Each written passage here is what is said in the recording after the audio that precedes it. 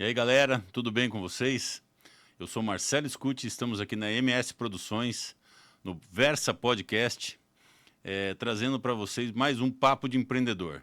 Hoje, com meu amigo, grande empreendedor do setor de fitness, Norton Jade. Você começou nessa questão do fitness, né? Então, na verdade, faz quase 25 anos atrás, eu tinha recém saído de uma empresa de consultoria internacional e comecei a fazer trabalhos de consultoria para academias, né? Que era trabalho de certificar, com um tipo de uma certificação ISO. Assim, então, trabalhando mais a questão da produtividade do negócio, do cliente. E aí, numa dessas academias, que é a academia aqui de Curitiba, até a academia Be Happy, posso falar o nome, né? Treinei bastante lá. Então, eu acabei conhecendo o pessoal da Life Fitness, que estava entrando no Brasil. E aí, conversa vai, conversa vem ali, né, sobre o mercado e tudo mais, eu acabei achando interessante, né? E a coisa avançou, e numa reunião, num aeroporto, foi muito engraçado isso, a pessoa veio a pessoa responsável pela Life Fitness veio para o aeroporto de Curitiba, em São José dos Pinhais, né, o Afonso Pena. A gente conversou 30 minutos, ele me deu uma tabela de preço e um catálogo, e aquilo ali foi o começo, né?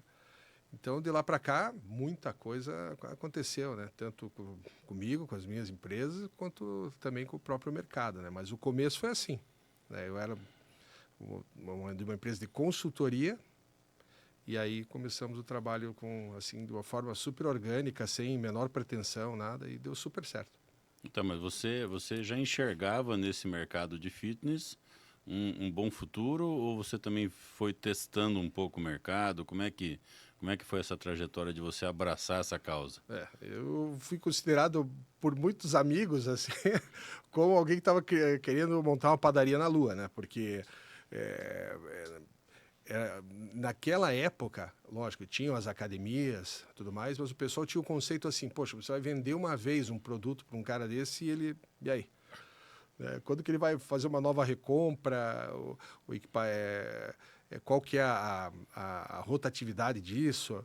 Então, eu não tinha assim uma noção, né? Lógico, eu não tinha noção nenhuma do mercado, mas eu entendia como um mercado muito promissor. Sim. Porque a gente já via as diferenças, né? Via que, por exemplo, as bicicletas ergométricas já estavam mudando bastante do que eram há 30 anos atrás, por exemplo. As máquinas de musculação mudaram muito, teve muita tecnologia embarcada, né? Ali com a própria Life Fitness, ela teve esse movimento, né, de novas tecnologias que mudou muito o mercado. A Life Fitness foi uma empresa muito importante para essa mudança toda, né? Ela trouxe ergonomia, né? Vamos pensar assim, né? Ela trouxe mobilidade dentro, porque antes na academia, por exemplo, eu quando era jovem, a gente se acha jovem ainda, né? Mas quando a gente era mais jovem, a academia era peso solto, era supino, era rosca, era... Então daí assim, era um negócio assim bem raiz mesmo, né? Daí quando começou a entrar as máquinas e tal, a questão até daquele famoso gladiador, né? Isso, que você tinha eu ia falar tudo, nisso né? agora, Você exatamente. tinha o gladiador que você fazia algumas coisas ali que, assim, a academia que tinha gladiador já era uma academia top, Já né? era. A Allsport, por exemplo. Isso. A Allsport, no Alto da 15, aqui em Curitiba, era tida assim, como uma das melhores do Brasil. E realmente era, né? Uma academia que tinha quadras de tênis, tinha piscina, né? Tinha natação era muito boa lá. E tinha academia. Mas a academia, se você for pensar, se for voltar ao passado, a academia era muito pequena do que existe hoje. A parte de treino, de musculação mesmo, e cardio, né? Que são as esteiras e tal. Era muito pequeno, né? E aí você via essas máquinas com correntes, né? Era tipo corrente de bicicleta para poder sustentar o peso e tudo mais. Então, isso mudou assim muito fortemente ali a partir de que os Estados Unidos, né, com as suas empresas, começou a investir mais em ergonomia e biomecânica principalmente, né? Tá esse próprio movimento do fisiculturismo, né? Vamos dizer assim que o cara que começou tudo isso foi o Schwarzenegger, né? Não é que Isso. começou tudo isso, mas ele foi um cara que foi um ícone do fisiculturismo na época, né? E aí, assim, ele trouxe muita coisa de treino, ele trouxe muita coisa dessa vontade da galera ir para academia, né? Ele foi um cara É, que foi um precursor disso, né? Vamos dizer. exatamente. Todo mundo queria ser o Conan o Bárbaro, né? Todo mundo queria ser como era o Arnold Schwarzenegger. Ele é um ícone, né? Uma lenda.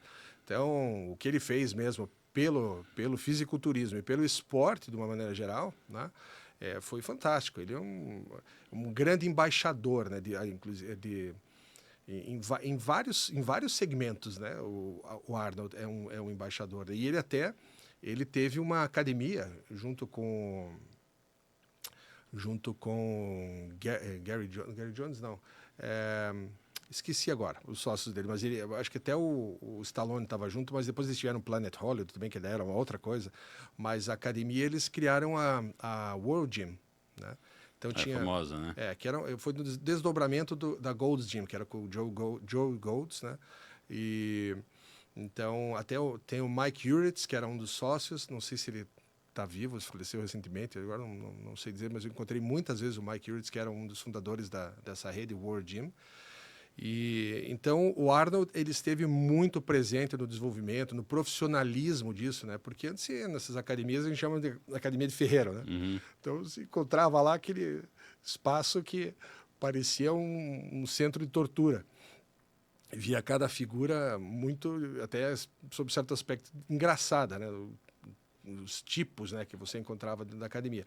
Mas então o Arnold ele foi um dos responsáveis, como disse, pelo profissionalismo, né, de tudo Sim. isso. Ficou muito, muito evidente, né? E aí você começou a tua empresa e aí as pessoas começaram a procurar você como um representante da marca Life Fitness. Não, ninguém sabia o que era Life Fitness na época. Pois Né? tem Então, que- assim, você falava Life Fitness, os caras pensavam que era algum hospital, alguma coisa, quer dizer, não tem né, uma clínica de alguma coisa. Então, tudo é branding, né? Então, isso não foi do dia para a noite. Né? O que existia no Brasil eram marcas como Movement, que ainda existem, né? Uma marca muito forte no país, atinge uma fatia de mercado enorme, né? Movement e a Rigeto, que era uma empresa nacional. Então, o mercado era abastecido mais pelas nacionais. E aí você vinha com uma proposta de uma marca que ninguém conhecia, com um preço 2 vezes ou até 3 vezes o preço, né? A maior parte, 3 vezes o preço mesmo, sem condições né, de competir em termos de facilidade para pagamento, porque, por exemplo, o mercado nacional você pode fazer Finame, pode fazer BNDES, tem várias formas de facilitar né, para quem está comprando, para quem está investindo, a aquisição dos equipamentos. Já o americano, não. Né? O produto importado não tem esse benefício. Né? É uma pena. Comprou, tem que pagar à vista. Não digo à vista, mas assim, você não tem essa flexibilidade de pagar lá em, sei lá, 30 e poucas vezes com juros subsidiado, ou 60 vezes, né? Ou com carência, essas coisas que você realmente encontrava na época e encontra até hoje com os produtos nacionais. Então, até ninguém conhecia né, Life Fitness. Ninguém conhecia Tecnogym, por exemplo, que era era o concorrente importado na época. Então, a briga era entre Life Fitness e Tecnogym. Legal. Né, que era italiana contra a americana. E aí, depois de muitos anos né, de trabalho, eu fiquei operando com Life Fitness durante 15 anos. Né? E eu te digo que depois de uns 10 anos, mais ou menos, que ela começou a virar top of mind. Né? Uhum. O top of mind a gente não pode só considerar o dono da academia, porque aí depois de 2, 3 anos estabelecendo no Brasil, né, com uma subsidiária, por exemplo, o dono da academia, o mercado, quem trabalha com isso já começa a identificar e tudo bem, aí é uma outra história. O mais importante, que é o que eu sempre na época fomentei, era tornar o consumidor final né, ciente do que ele estava usando. Ele pediu um equipamento melhor, né? Exatamente. Ele chega Legal. na academia, essa academia não tem Life Fitness, eu vou embora. Vou para outra academia. Né? E as que tinham, o cara entrava e pagava mais caro por isso. Exatamente. Isso é uma estratégia de venda de valor, né, Norton? Na verdade, né? Exatamente. Porque assim, eu vou ter uma academia mais cara, cara, mas pô, a academia aqui é top, eu consigo fazer todos os movimentos, trabalhar todos os músculos, diferente de uma academia de peso solto, né? Exatamente. Então, e também pela própria questão da tecnologia envolvida nos equipamentos cardiovasculares, né, nas esteiras, que começaram a vir nas bicicletas ergométricas, né, que ele estava conversando agora há pouco sobre isso. Então, teve um shifting point, assim, teve um momento de troca assim, muito, muito forte. Só que assim, então qual que era a ideia? A ideia era criar na cabeça do consumidor final, pessoa física, né, entender o que era um equipamento para academia, um equipamento para treino bom, Mas de excelência. essa questão dessa venda de valores foi um planejamento estratégico que você criou para atender o mercado. Você olhou o mercado e falou assim, cara, eu preciso atacar em vez de atacar o dono da academia, eu preciso atacar Sim, o consumidor. Isso foi uma total. estratégia de vocês. Sim. Na verdade, assim, chegou um ponto que a gente entendeu que esse mercado era muito importante. Marcelo, você via alguns anos, desculpa, alguns anos atrás, a grande importância num condomínio, por exemplo, ou num apartamento, era ter uma churrasqueira ou, né, um salão de festas. Hoje em dia, fatores determinantes para você comprar um apartamento está incluso uma boa academia. Então, como isso mudou? Mudou muito através da conscientização do público final, do pessoa física, né?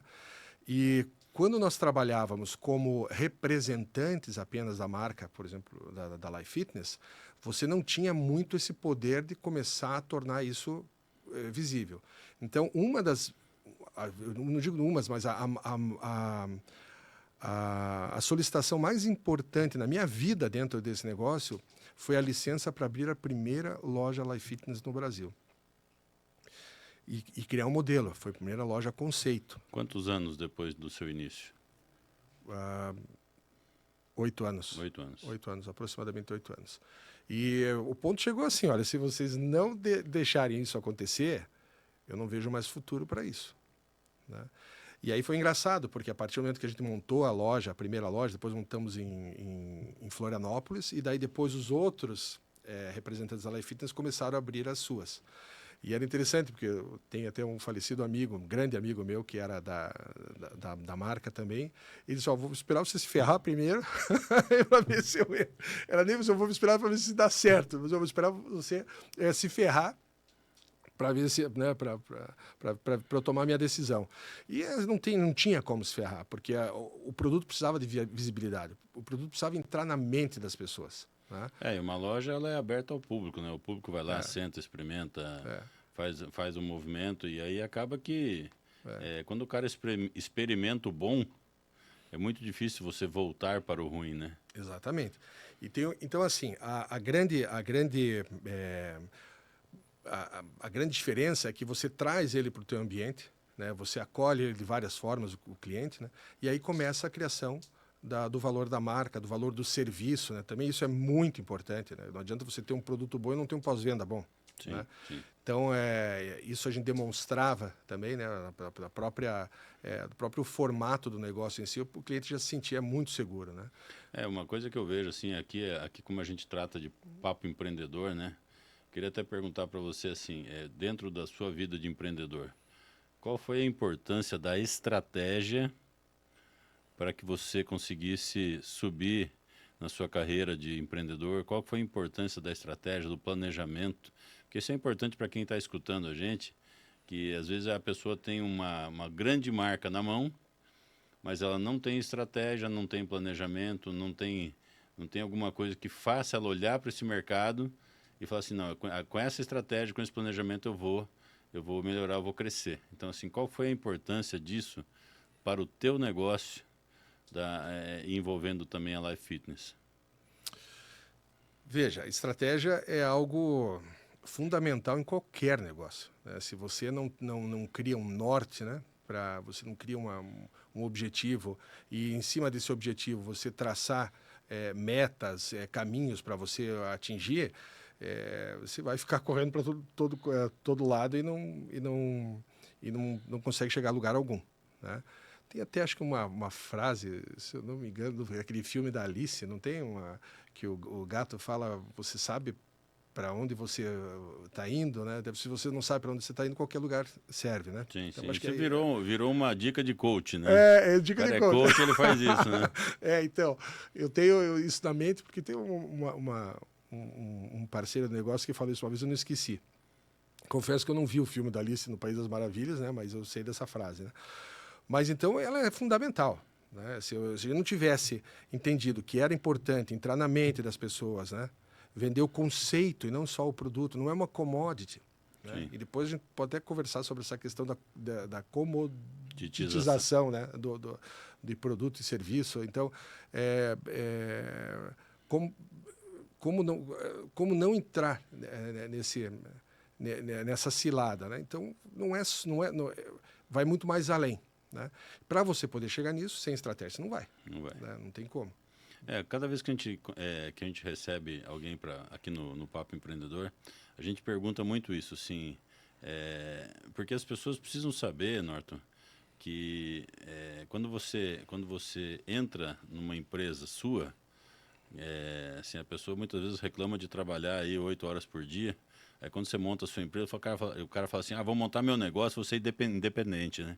Aí você monta a sua empresa, você trabalha 24 horas por dia, não dorme, não come direito, porque é um desafio muito grande, ainda mais no Brasil, né?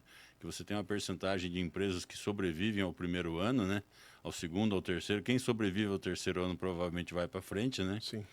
Mas e aí, assim, a gente tá no Papo Empreendedor exatamente para falar isso, assim, os desafios que você enfrentou e que você ganhou, né? E para trazer toda essa história de 25 anos trabalhando com fitness, né? Então é muito mais isso, assim, conversar sobre o teu negócio, mas também a gente passar uma mensagem para quem está querendo abrir um negócio, independente do que seja, né?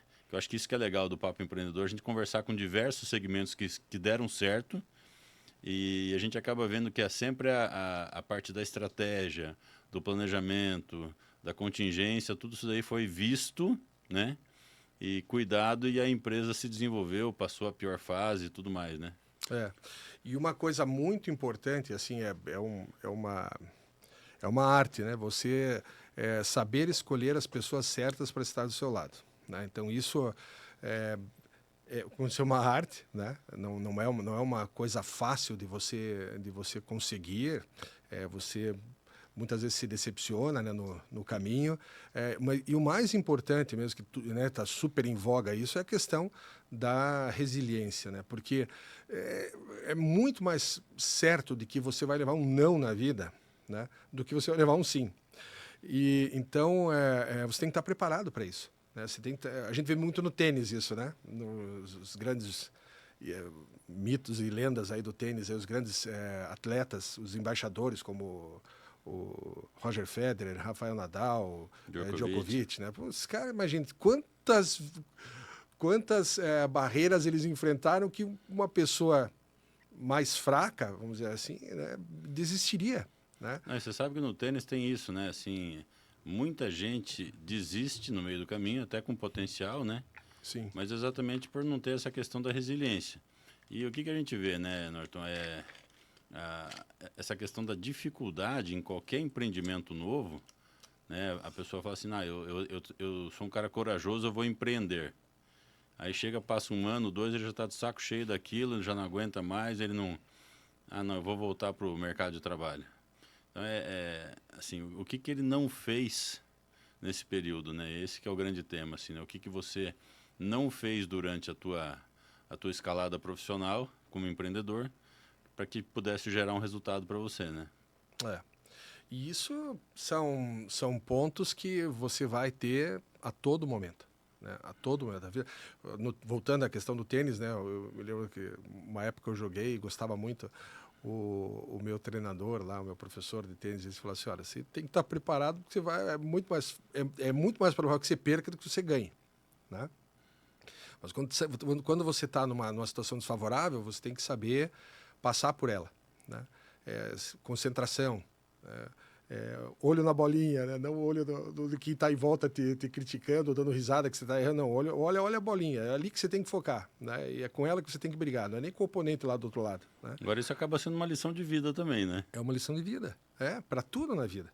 Então, outra coisa, né, Marcelo? Empreender, que a gente já comentado ali, no Brasil também não é Só para os fortes. É para comedor de fígado, né?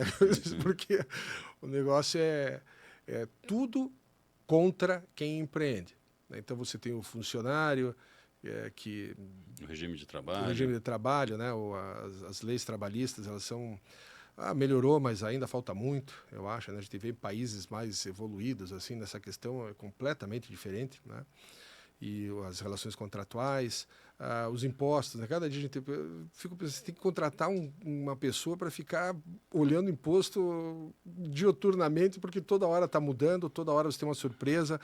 Então, toda hora você tem que ver uma melhor maneira de poder tornar a tua operação mais rentável, né? Então, não é fácil aqui, né? Mas tem que ter as pessoas para fazer o hard work, né? Mas essa questão que você falou das boas contratações, eu sou um cara que eu acredito muito nisso hoje, né? Até porque, assim, quem vai montar uma empresa tem que se cercar, às vezes, de pessoas até melhores do que ela, Sim, né? sim.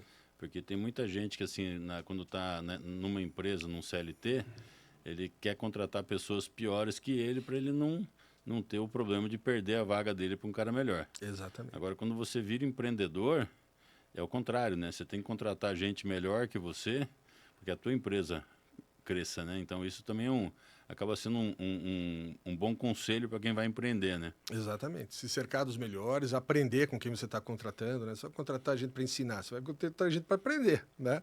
Então, isso é fundamental. E passado esses 20 e poucos anos, você está entrando agora numa nova fase dessa parte de aparelhos e tecnologia, né? Fala um pouquinho para nós dessa nova fase do Norton. Então, isso é muito bacana porque, como a gente comentou aqui, né? Você sempre tem momentos de transição, você tem momentos excelentes, você tem momentos péssimos, né? Então, essa é a vida de quem empreende, né? E ali, no começo da pandemia, né, nós tínhamos sido convidados para trabalhar com uma outra marca no Brasil, que era a Precor, né? E a Precor, por uma série de situações, acabou cancelando a operação. Foi uma operação, infelizmente, aconteceu, né? E aquilo aí que eu digo que você não pode se abater por isso, né? Porque problemas vão acontecer, né? Independente do nível do problema. Aqueles que parecem, meu Deus, é uma coisa impossível de reverter. Não, você vai lá e você reverte. Você reverte. E aí, com a saída dela, o nosso negócio, que, né, como nós fomos convidados a participar, né, dessa operação, tínhamos a exclusividade e éramos exclusivos também. E aí a coisa não pôde seguir adiante por conta que a empresa foi vendida. Então, uma série de coisas contribuíram para que se extinguisse o negócio, né? E aí a gente ficou num hiato, porque assim, todos precisam, de acordo no mercado que nós construímos, que é o mercado AAA, assim, vamos dizer, o mercado de alto luxo, do fitness, ou o mercado de alta performance, você precisa ter uma grife. Então é muito engraçado que às vezes eu vendia para o dono da construtora, mas não vendia para o projeto da construtora. Por quê? Porque na construtora eles têm que vender uma grife também. E aquilo que eu falei do top of mind. Então eu criei um monstro, porque aí todo mundo só queria certa marca, né, porque entendia que aquilo era o melhor, porque é o top of mind. Você sabe, academia em condomínio já tinha uma marca na mente. Então quando você fica sem esse poder, você realmente fica refém do que aparecer, né, para você no mercado. Então a gente teve esse ato e em seguida já veio pandemia, né? A pandemia, de um lado, foi muito ruim para as academias, né, mas durante a pandemia, mas para o comércio residencial foi muito bom, porque as pessoas começaram a comprar equipamentos para casa, né, porque não poderiam treinar fora. Então muitas marcas explodiram nessa época. Uma delas é a Peloton, por exemplo, né? que vendeu muito, quando acabou a pandemia agora afundou, né? Foi lá para baixo. E aí, passado tudo isso, a gente viu que as academias começaram, agora você tem academias que estão com o dobro de alunos que tinham, de clientes que tinham antes da pandemia. A pandemia trouxe para nós uma questão assim, saúde muito pronunciada, né? Então, essa questão da galera ter comprado equipamentos para pôr em casa, que inclusive foi o meu caso, né? Comprei bastante equipamento para ter em casa, para eu poder treinar em casa, mas continuo indo para academia hoje em dia, fora da minha casa, né? Porque tem mais recurso, né? Lógico, em casa você não consegue montar uma academia completa, que também não faz nem sentido, né? Mas hoje a gente vê muita gente, muito mais pessoas preocupadas com a questão da saúde, né? Você vai para uma academia de clube hoje, 7 horas da manhã está cheia, 9 horas da manhã está cheia, 10 está cheia. Não tem mais um horário que você fala assim, não, esse horário é tranquilo. Não tem mais, é de 6 da manhã a 10, 11 da noite, a academia é cheia. Então, e isso está ocorrendo no Brasil agora com bastante velocidade, inclusive no modelo 24 horas. E hoje as mega estruturas, né, estão vindo. Um exemplo, a Ironberg, por exemplo, que é uma rede nova com potencial imenso, né, de sucesso no país, né? Mas o que está acontecendo agora, né? Então, nesse período todo, né, nós temos aí uma quantidade muito boa de clientes já de muitos anos, né, e todos com uma seleção de qualidade de cliente muito boa. E isso nos proporcionou, através da indicação de fora do país, para poder trabalhar com marcas novas, né? E hoje o nosso core business, a principal marca que a gente está trazendo para o Brasil é a Panatta. A Panatta é uma empresa de 60 anos já, né? Ela tem quase 60, tem quase 6 décadas. Incrível, né? Andou na contramão de tudo que aconteceu nos últimos 15 anos, né, dentro das empresas fabricantes de equipamentos. E a contramão por quê? Porque ela não abriu mão daquilo que ela entendia como importante, e correto e seguro, né?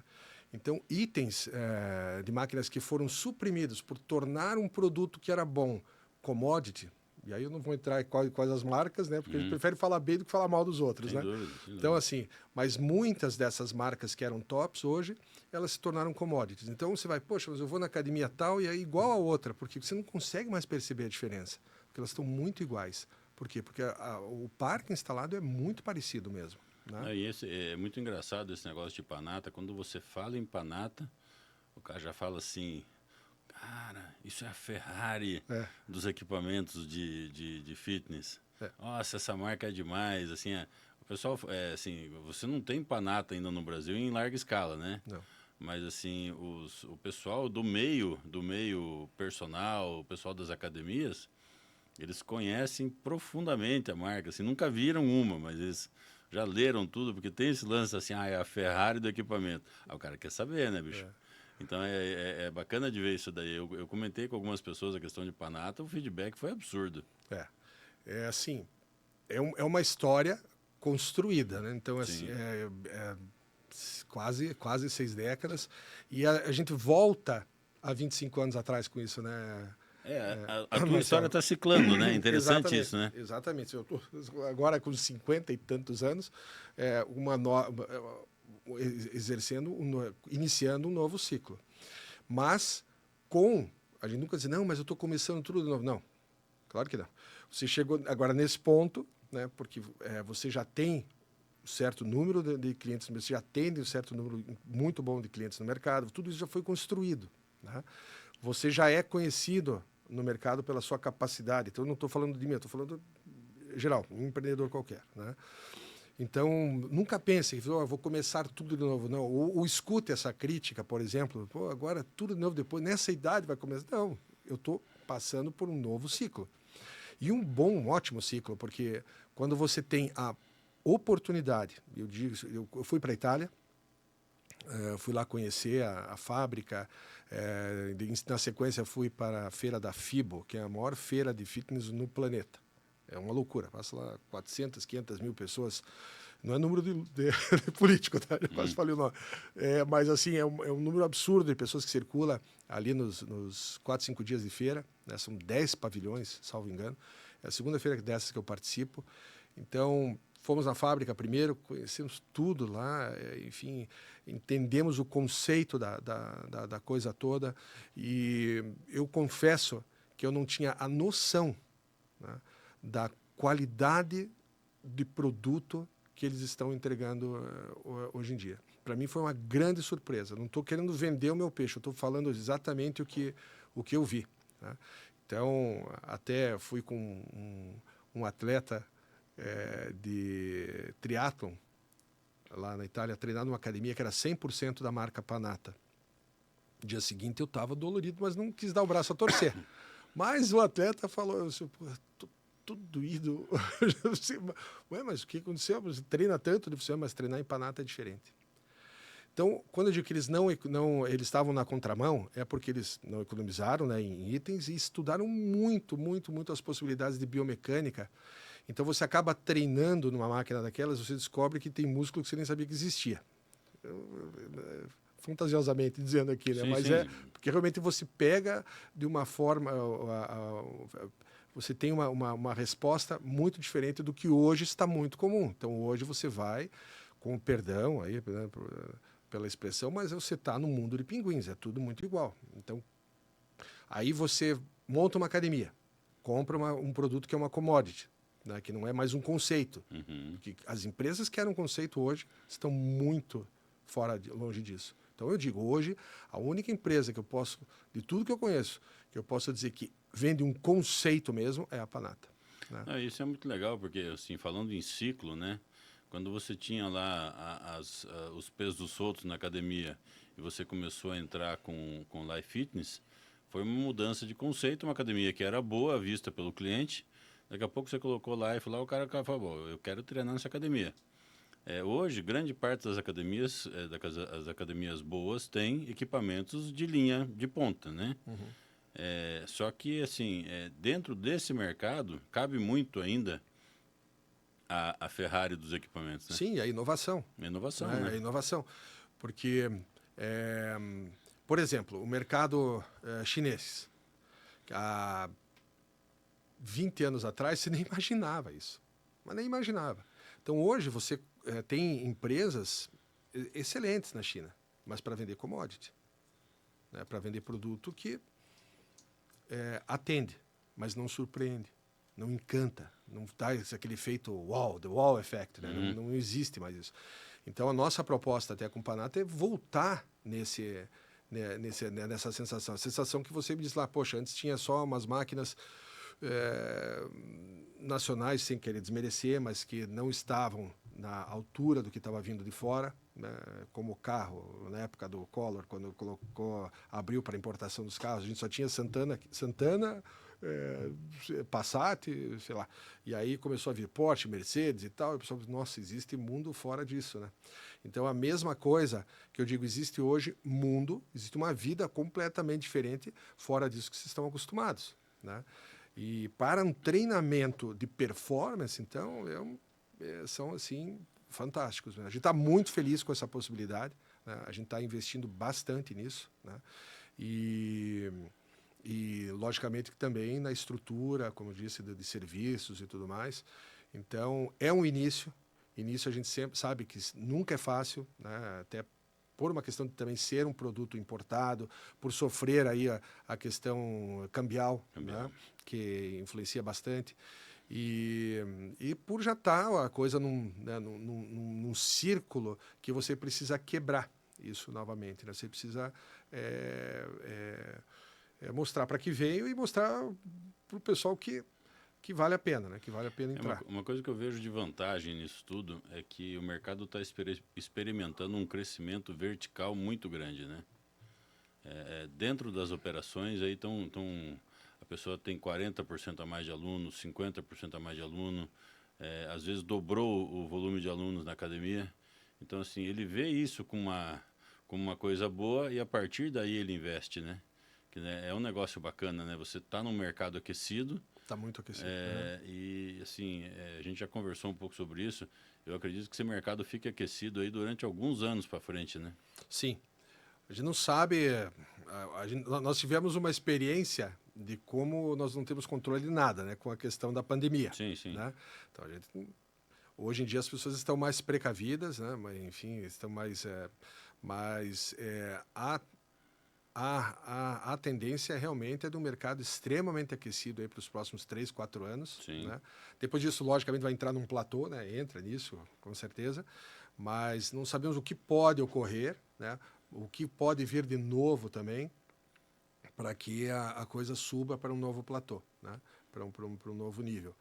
Mas, com certeza, o mercado hoje está muito aquecido. De fitness, né? Não, é aquela história, né, cara? Você estando preparado para atender um mercado aquecido é o melhor dos mundos, né? Porque isso é uma coisa também legal para o empreendedor, né? Às vezes você passa uma crise e você fala assim, não, eu vou dar uma estancada na minha operação, vou ficar quieto aqui. E não se prepara, não se condiciona, não busca novas oportunidades. Aí quando o mercado reaquece, você não está preparado. Está com o motor desligado. Exatamente, está com o motor desligado, né? E daí quando o mercado reaquece, você não consegue correr atrás dele, né? Então, tem muita gente que fala isso como conselho de coach também, né? É na crise que você tem que se especializar, é na crise que você tem que, né? Isso é conselho de coach, né? Então, é muito legal isso, que você vê que são coisas que fazem sentido mesmo, né? E a questão do pós-pandemia foi uma lição para todo mundo, né? Porque teve gente que chorou e teve gente que vendeu lenço, né? Uhum. E a questão da academia, dos equipamentos de caseiros, por exemplo, foi uma venda de lenço, né? Porque a pessoa queria comprar, queria fazer exercício, queria continuar fazendo, não podia ir para academia, vou comprar um negócio aqui em casa. Então, assim, quem tinha know-how, quem tinha condição de atender, vendeu bem nessa época, né? Assim, não passou a crise que grande parte da galera passou por estancar o mercado, né? Exatamente. Na verdade, isso foi uma surpresa para todo mundo, né? Mas aquilo que, se você está com o motor girando, você consegue realmente passar por isso, né? Nós conseguimos passar, né? Não foi fácil, né? Mas a partir do momento que ela mudou, que abriu, como eu disse, então a minha empresa precisava realmente de uma marca forte e graças a esse longo trabalho, né, que nós conseguimos aí a Panata, né? Não tem dúvida aí, assim... E aí tinha que estar com o motor ligado para poder atender a Panata. Porque senão você, mas o que ele está fazendo? Não, está sentado no banquinho vendo o mar e as pessoas passarem. Quer dizer, então não serve mais, né? Porque essa venda de coisa premium também tem um lado de você... você não pode esperar uma venda passiva, né? Você tem que fazer uma venda ativa, então, você tem que ir, você tem que foi bom você falar isso, porque assim, hoje, com esse conceito de commodity, né, que está... conceito de commodity é engraçado, com os produtos como commodity, ficou muito os famosos tiradores de pedido, né? Uhum. Então você muito simples, né? Quando já está nesse nível de negócio, então estou atendendo, comprou, tchau, um abraço e está tirando pedido e assim. A venda por si, ela, por exemplo, com Panata, a gente realmente está num processo de venda, né? Um processo de vender o produto, colocar o produto no mercado. Então, o esforço, você não tem como ser passivo nisso. Não tem como, não, vão me procurar, não vai. Então, isso é muito estimulante. Para quem gosta desse negócio, é muito estimulante, porque você sabe que você tem que ir para a rua, tem que levar a tapa na cara para poder colocar o teu produto. Mas ele vai ser colocado, você vai conseguir, né? Não tenho dúvida.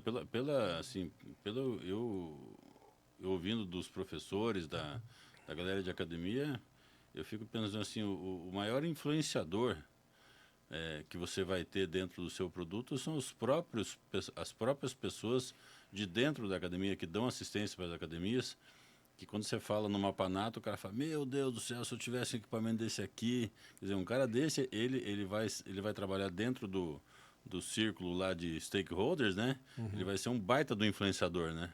Isso é... Ele poderia ser um atrapalhador, né? Sim, e às vezes é. Se ele não comprar a tua ideia, então, conceito... Mas como você já traz um conceito de uma empresa com biomecânica, com ergonomia, esses caras hoje, os melhores, né? Na verdade, os melhores personagens, eles estão muito ligados nisso, que para eles faz parte do trabalho deles. Então, eles acabam sendo um influenciador. Lógico, você pega uma academia menor, que o cara já trabalha meio meia boca assim, e ele vai ser um atrapalhador, né? Porque ele vai falar assim, não, isso aqui não precisa, com peso solto aqui a gente faz a mesma coisa. Então, assim, mas são nichos de mercado, né? Esse nicho de mercado Panata é um mercado de luxo, que a gente chama, né? Sim, para o Brasil, sim. Para o Brasil, sim, é um mercado de luxo. E daí você vê o seguinte, você precisa trabalhar dentro desse segmento de mercado, né? Não é uma coisa ruim, não é uma coisa, se não, eu só trabalho, o cara é metido. Não, não é, é segmento de mercado. Você se posiciona num segmento de mercado, vai nele, você podia... E outra coisa, você também trabalha nos segmentos de mercado menores, né? De mais... Não vou dizer popular, mas assim, segmentos onde são equipamentos de menor custo com grande eficiência também, né? Você tem essa vertente dentro da sua empresa, né? Sim, a gente tem como atender também, né? Infelizmente hoje eu não posso ainda colocar qual é a marca, né? Mas nós vamos ter também uma opção. Essa opção é uma marca muito forte também. Mas hoje o nosso core business realmente está em Panata. E o que eu acho, assim, o que eu percebi também, isso eu tenho para mim até. Uma coisa que eu não quero ser é o sabe tudo. Né? Então, não, o cara sabe tudo. Quando você começa a achar que sabe tudo, você é o começo do fim. Né? O orgulho precede a queda. Né? Então, você... Durante muitos anos, quando a gente estava formando, por exemplo, o conceito da marca anterior, você ia em academias e o cara disse, não, isso aqui eu faço a mesma coisa, não precisa, tal. Em contrapartida, aquele cara que acreditou, que comprou, comprou a ideia, montou uma coisa, teve que investir mais, né? Ele foi propulsor, né, para os demais que em algum momento não poderiam ter aquilo. Então ele incentivou academias menores, incentivou empreendedores menores a chegar naquele nível. Então, assim, não é que a gente só vai atender aquilo pensando que a gente só vai atender aquele segmento, porque a gente sabe que ele vai ser o grande formador de opinião, o cara que vai alavancar, que vai elevar o nível do mercado. E esse pessoal que era assim, eu vou te contar, olha, eu acho que nenhum desses que eu conheci hoje está ainda no mercado. Né? Porque o cara que não sabia, não, isso aqui não precisa. Quando ele viu, ele estava tomado, e é aquela história também, estava sentado no banquinho achando que o negócio dele não teria risco. Né? E você veja, esse é um ponto importante para o empreendedor novo, porque você não ficar atento às tendências de mercado, né, cara? Sim, sim. Porque assim, você está num mercado assim, nem de luxo, nem um mercado mais simples, mas você está no mercado mediano. Você tem que olhar para isso. Você pode ter você vai vender equipamento de academia, você tem que ter alguma coisa top dentro da academia, tem que ter a maioria do seu material mediano e tem que ter alguma coisa mais simples. Isso. Até porque para composição de espaço e custo e tudo mais, né? Mas assim, a pessoa saber olhar para isso, né, Norton? Porque muitas vezes quando você fixa demais num tipo de nicho de mercado, você também corre o risco, né? Desse nicho de mercado de repente colapsar e você ficar fora de mercado. Exatamente, exatamente. E uma coisa importante que você estava falando aqui, eu estava pensando no formato de venda, de approach, por exemplo, que você tinha há 10 anos atrás, 10, 15 anos atrás, por exemplo, você tinha aquela necessidade de convencer o cliente a ser 100%, ter 100% dos seus produtos dentro de uma academia. Ah, não, se você colocar 100% da marca X, eu vou conseguir isso para você. Isso é uma besteira tão grande. Porque você está literalmente empurrando, né, produto, está empurrando commodity para o teu cliente. Você não está montando um conceito de atendimento bom para ele, de entender o negócio do teu cliente. Né? Porque a partir do momento que você entende o negócio do teu cliente, você vai dizer, poxa, isso aqui eu não fabrico. Então é uma injustiça eu falar para ele, não compra desse cara, porque eu não vou mais te dar desconto. E acontecia muito isso. Né? E eu ia para os Estados Unidos e eu via, poxa, mas aqui, por que tem que ser assim? Né? Nos Estados Unidos tinha tudo quanto é tipo de marca na academia, tinha às vezes 10 esteiras de uma, 10 esteiras de outra, e por aí vai. Um mix de produtos assim incríveis. Né? E aí você conhecia as marcas, né? Era muito bacana isso. Chegava no Brasil, o discurso era, não, a gente tem que fechar 100%. Se ele fechar 100% com a gente faz isso, né? E eu, particularmente, sempre fui meio contra isso, mas era o que acontecia.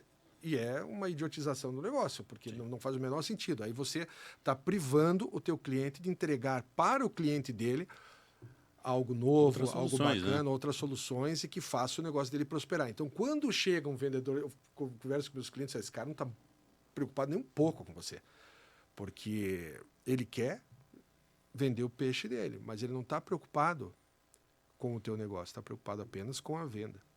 E aí, essa é uma preocupação nossa como Panata. Hoje em dia, a gente entende que a gente tem produtos que ninguém fabrica, isso é fato, né? Eu pedi até, a gente começou com uma estratégia agora de USP, né? Vamos falar um pouco de inglês, é Unique Selling Proposition, que é vender aquilo que você tem no mercado que ninguém mais tem. Como é que nós estamos de tempo aqui? Tá rolando, tá tranquilo. Então, eu pedi para o pessoal da Panata, até para mim ainda é muito novo, como eu disse, porque tem muita coisa diferente, o que a gente poderia fazer, aí de repente, umas 5, 6 máquinas que a Panatas tem e que ninguém faz, para a gente poder começar a atender o público que demanda de novidades, né? Eles me mandaram 30 máquinas.